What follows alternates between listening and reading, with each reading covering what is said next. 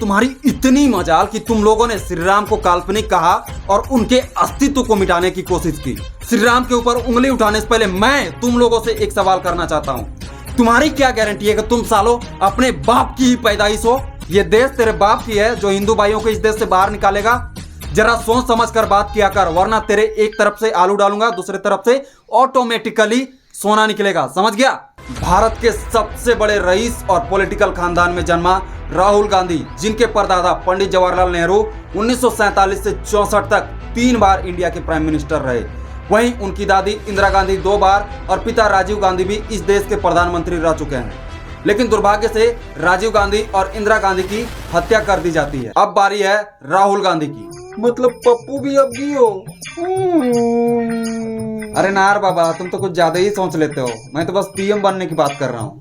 इन्हें opposition party के leader और आम जनता प्यार से पप्पू कहकर पुकारते हैं। पप्पू। आपके लिए मैं पप्पू हूँ, आपके लिए मैं पप्पू हूँ, आपके लिए मैं पप्पू हूँ। अरे भैया, तो क्या पप्पू प्रधानमंत्री बनेगा? और वो सर्वा पाकिस्तान क्यों चाह रहा है कि पीएम मोदी को हटाकर पप्पू प्रधानमंत्री बने?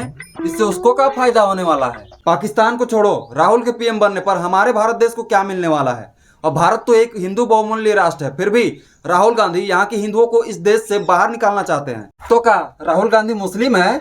देख सुनील, बात यहाँ हिंदू मुस्लिम की नहीं है। अगर तुम किसी को वोट कर चुके हो या फिर करने जा रहे हो, तो ये जरूर देखना चाहिए कि वो लीडर प्राइम मिनिस्टर बनने के लायक है भी या नहीं, क्योंकि हमारा एक एक वोट बहुत मायने रखता है।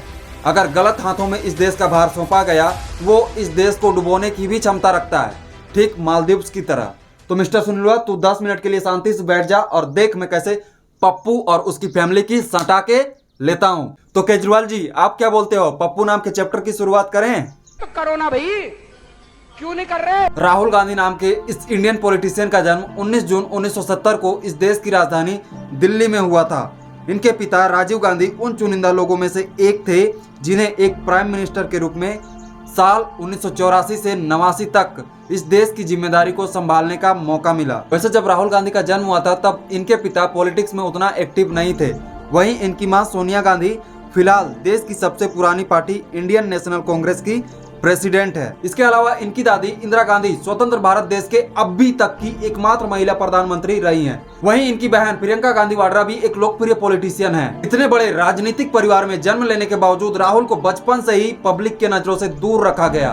बचपन में राहुल ने अपनी पढ़ाई की शुरुआत सेंट कोलंबिया स्कूल दिल्ली से करी। इसके बाद उन्हें उत्तराखंड शिफ्ट कर दिया गया, जहां उन्होंने दून स्कूल में एडमिशन लिया, जो कि बॉयज का एक हाईली सिलेक्टिव बोर्ड स्कूल है। यहाँ तक उनकी पढ़ाई ठीक चल रही थी, लेकिन अचानक उस वक्त की तत्कालीन प्रधानमंत्री उनकी दादी इंदिरा गांधी की उनके अपने ही बॉडीगार्ड सतवंत सिंह और बेन सिंह के द्वारा गोली मारकर हत्या कर दी जाती है, जिसके परिणाम स्वरूप राहुल और उनकी बहन को सिक्योरिटी रीजंस के कारण घर में ही रहकर 5 सालों तक पढ़ाई करनी पड़ती है। कुछ साल बाद जब माहौल शांत हुआ, तब साल 1989 में यूनिवर्सिटी ऑफ दिल्ली के सेंट स्टीफेंस कॉलेज में अंडर ग्रेजुएशन के लिए एडमिशन ले लिया। लेकिन पढ़ाई के बीच में ही राहुल ने अपने आगे की पढ़ाई के लिए यूनाइटेड स्टेट ऑफ अमेरिका जाने का मन बना लिया और वे इसी तरह यूएसए चले गए। लेकिन उनके जाने के कुछ ही समय बाद इनके पिता राजीव गांधी 21 मई 1991 को चुनाव यात्रा कर रहे थे। तब एक महिला सुसाइड बॉम्बर अपने शरीर में आरडीएक्स बांधकर उनका पैर छूने के बहाने झुकती है और खुद को ब्लास्ट कर लेती है, जिसमें राजीव गांधी समेत कई सारे लोगों की जान चली जाती है। जिसके बाद सिक्योरिटी पर्पज से राहुल को अमेरिका के ही फ्लोरिडा में शिफ्ट करना पड़ा, जहां उन्होंने रोलिंस कॉलेज में एडमिशन लिया और साल 1994 में बीए की डिग्री हासिल की। इसके बाद उन्होंने यूनिवर्सिटी ऑफ कैम्ब्रिज के ट्रिनिटी कॉलेज से एमफिल की पढ़ाई पूरी करी। एक इंटरेस्टिंग फैक्ट बताऊं, सिक्योरिटी रीजंस के चलते राहुल गांधी इस कॉलेज में राहुल विंची के नाम से पढ़ाई किया करते थे, और ये बात तब पता चला जब लोगों ने यूनिवर्सिटी के रिकॉर्ड्स को खंगालना शुरू किया। एमफिल की पढ़ाई पूरी करने के बाद राहुल ने इंडिया वापस आने का मन बना लिया और साल 2004 में इंडिया आकर उन्होंने खुद की कंसल्टेंसी कंपनी की शुरुआत करी और साथ ही पॉलिटिक्स में भी जाने का फैसला कर लिया था। संयोग से उसी साल लोकसभा इलेक्शन भी होना था, जिसका फायदा उठाते हुए राहुल गांधी ने अमेठी से चुनाव लड़ने का घोषणा भी कर दिया और अपने फैमिली बैकग्राउंड के दम पर लगभग 1 लाख वोटों के अंतर से चुनाव जीत गए, जिसके बाद वो पॉलिटिकली बहुत एक्टिव हो गए थे। 2006 में इन्होंने अपनी मां के री इलेक्शन के लिए रैली में हिस्सा लिया और करीब 4 लाख वोटों से उन्हें जीत दिलाई। राहुल की इसी प्रसिद्धि को देखते हुए उन्हें 24 सितंबर 2007 को ऑल इंडिया कांग्रेस कमेटी के जनरल सेक्रेटरी के रूप में चुना गया। आगे इंडियन यूथ कांग्रेस और national student union of India यानी NSUI की जिम्मेदारी भी इन्हें ही सौंप दी गई।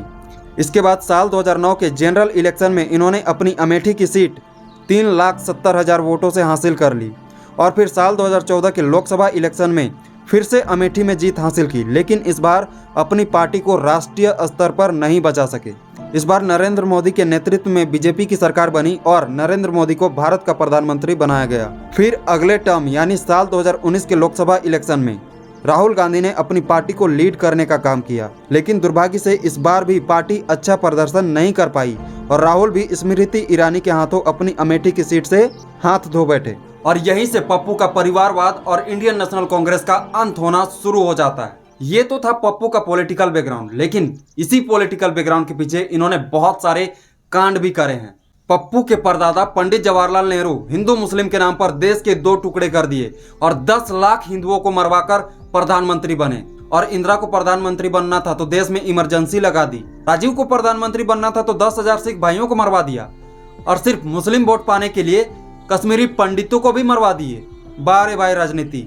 और यही नहीं, साल 2005 में कांग्रेस ने कोर्ट में एक एफिडेविट फाइल किया था जिसमें कहा गया था कि राम का कोई अस्तित्व नहीं है, राम काल्पनिक है। श्री राम के अस्तित्व को मिटाने के लिए इन्होंने राम सेतु को तोड़ने का भी आदेश दिया था। कांग्रेस वालों, तुम्हारी इतनी मजाल कि तुम लोगों ने श्री राम को काल्पनिक कहा और उनके अस्तित्व को मिटाने की कोशिश की।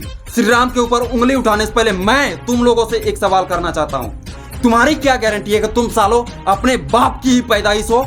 भला ये श्री राम का सपोर्ट क्यों करेंगे? फिरोज खान के औलाद जो ठहरे। पूरा कांग्रेस परिवार शुरू से ही राम मंदिर के खिलाफ रहा है, इसीलिए आजादी के 70 सालों तक मंदिर बन नहीं पाया था। और जब प्रधानमंत्री नरेंद्र मोदी के कार्यकाल में मंदिर बना तब राहुल और पप्पू समेत उसकी पूरी फैमिली को मंदिर के प्राण प्रतिष्ठा में आने के लिए निमंत्रण भेजा गया। तब उन्होंने साफ मना कर दिया आने से। साला ये फिरोज गांधी का परिवार हिंदू कैसे हो सकता है रे? फर्क समझो, मैं आपका हूं,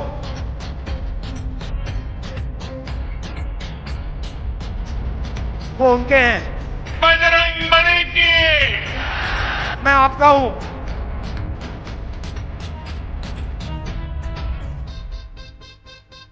वो उनके हैं। मैं आपका हूं। इन हिंदुत्ववादियों को बाहर निकालना है। सुन ओए पप्पू सुन, ये देश तेरे बाप की है जो हिंदू भाइयों को इस देश से बाहर निकालेगा। जरा सोच समझ कर बात किया कर, वरना तेरे एक तरफ से आलू डालूंगा, दूसरे तरफ से ऑटोमेटिकली सोना निकलेगा। समझ गया? बात करने की तमीज नहीं है, अकल नहीं है और चला है प्रधानमंत्री बनने। चल निकल। खत्म। Bye bye, tata, goodbye, गया। मेरे प्यारे हिंदू भाइयों, जो भी कांग्रेस को सपोर्ट करते हो प्लीज बुरा मत मानना, क्योंकि यही फैक्ट है। कांग्रेस ने और भी बहुत सारे कांड करे हैं जो मैं अभी बताया नहीं हूं। वीडियो काफी लंबा हो गया है, आप चैनल को सब्सक्राइब करके रख लेना। मैं बहुत जल्द कांग्रेस कांड के ऊपर एक स्पेशल वीडियो बनाकर लाऊंगा।